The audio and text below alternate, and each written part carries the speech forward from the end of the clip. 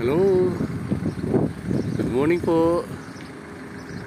Ang araw ngayon ay June 30, alas 8:17 ng umaga 2025 po.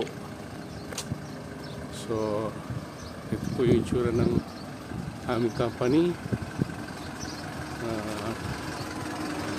Wala ng trabaho. Ayan, mga cabinet, joinery. Ayan. Hanggang sa labas marami kaming mga gamit kasi yung trabaho namin till next year pa po. Ayan, yan ang aming company. Ayan, ayan. Puno po yan.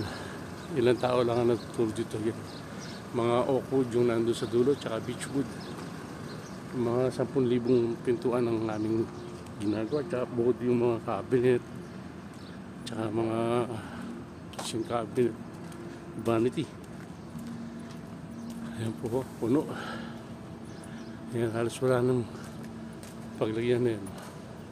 Ayun, nandun. Ito yung aking kangkungan na maliit. Ayan siya. Ayan, o.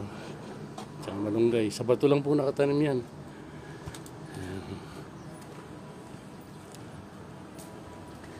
Yan, aming nung iwan ko po, nung bago ako dito, 20 lang kami.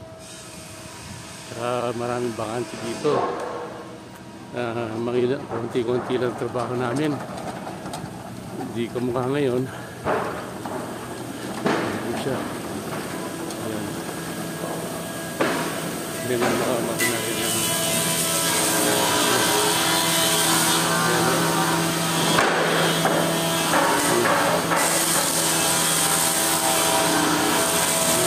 Hindi ko na kayang ang dami ng makina.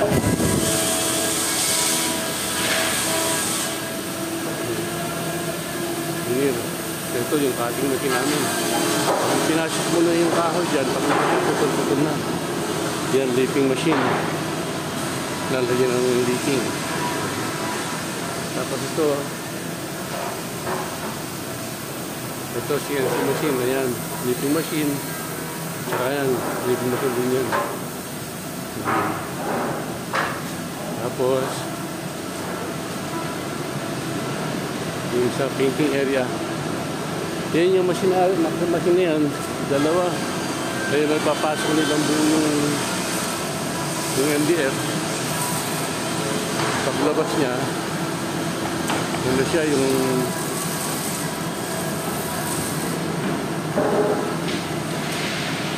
ilang piraso gusto mo, nandiyan na siya.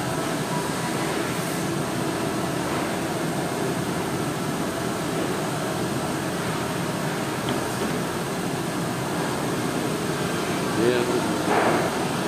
Ito yung produkto niya.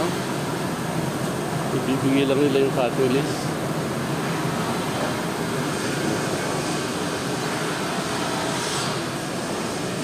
Tapos ito yung sa painting. Ayan, bago.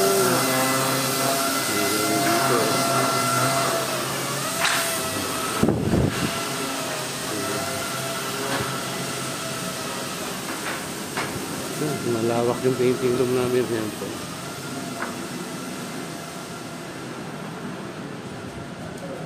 Mga hamba, alcatrib. Ito yung painting booth namin. Yan. Yan yung mga finished product.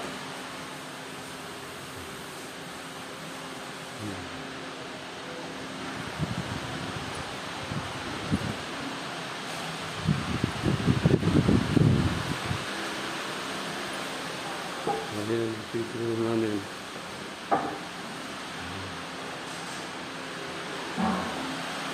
Ito, pagkarayan na dito, binabalutan bago deliver yan, no? Ito po kaming trabaho namin.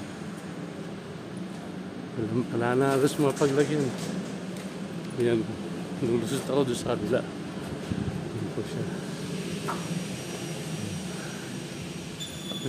Ayan. Yan po yung company namin. Actually, mag-expand pa ito, loobin, gano'n. Kaya lang,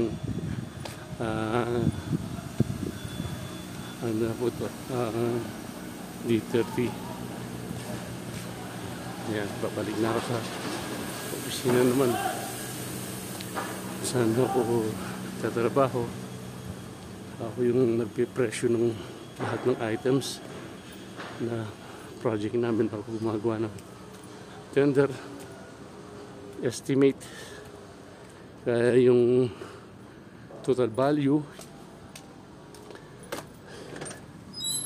yung cost.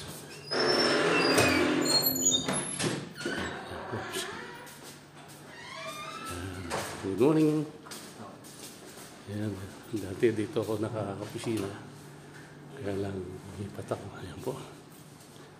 Ayan ang opisina namin. Ayan siya. Ito yung office. Ayan po yung meeting area namin. Ayan siya.